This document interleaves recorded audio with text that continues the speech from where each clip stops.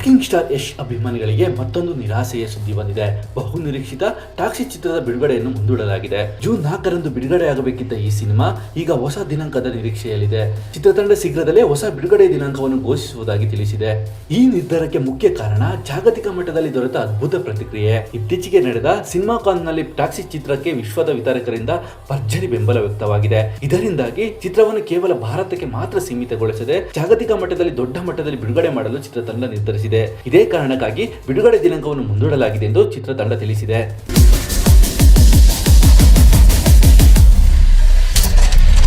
Toxic ನನ್ನ ಪಾಲಿಗೆ ಒಂದು ವಿಶೇಷ ಪ್ರಯಾಣ. ಜಾಗತಿಕ ಮಟ್ಟದಲ್ಲಿ ಸಿಕ್ಕ ಪ್ರತಿಕ್ರಿಯೆ ನಮ್ಮ ಕನಸಿಗೆ ಇನ್ನಷ್ಟು ಬಲ ನೀಡಿದೆ. ಪ್ರೇಕ್ಷಕರಿಗೆ ಅತ್ಯುತ್ತಮ ಅನುಭವ ನೀಡುವುದು ನಮ್ಮ ಜವಾಬ್ದಾರಿ. ಅದಕ್ಕಾಗಿ ಸ್ವಲ್ಪ ಸಮಯ ತೆಗೆದುಕೊಳ್ಳುತ್ತಿದ್ದೇವೆ. ತಾಳ್ಮೆಯಿಂದ ಕಾಯುತ್ತಿರಿ.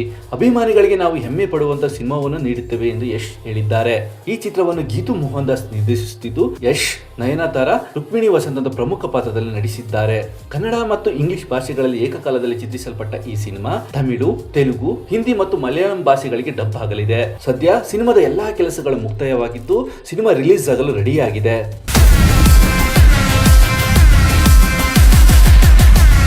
ಬಿಡುಗಡೆ ತಡವಾದರೂ ಟಾಕ್ಸಿಕ್ ಸಿನಿಮಾ ಭಾರತೀಯ ಚಿತ್ರರಂಗವನ್ನು ಮತ್ತೊಂದು ಹಂತಕ್ಕೆ ಕರೆದೊಯ್ಯುವ ನಿರೀಕ್ಷೆ ಇದೆ. ಅಭಿಮಾನಿಗಳು ಕಾಯುವ ಸಮಯ ಸ್ವಲ್ಪ ಹೆಚ್ಚಾದರೂ ಅಂತಿಮ ಫಲಿತಾಂಶ ದೊಡ್ಡ ಮಟ್ಟದಲ್ಲಿ ಮೆಚ್ಚುಗೆ ಪಡೆಯಲಿದೆ ಎಂಬ ವಿಶ್ವಾಸ ಅಭಿಮಾನಿಗಳಲ್ಲಿದೆ. ಇನ್ನಷ್ಟು ಹೆಚ್ಚಿನ ಮಾಹಿತಿಗಾಗಿ ಸಪ್ತರ್ಷಿ ಟಿವಿ ಕನ್ನಡ ಯೂಟ್ಯೂಬ್ ಚಾನೆಲ್ ಅನ್ನು ಸಬ್ಸ್ಕ್ರೈಬ್ ಮಾಡಿಕೊಳ್ಳಿ.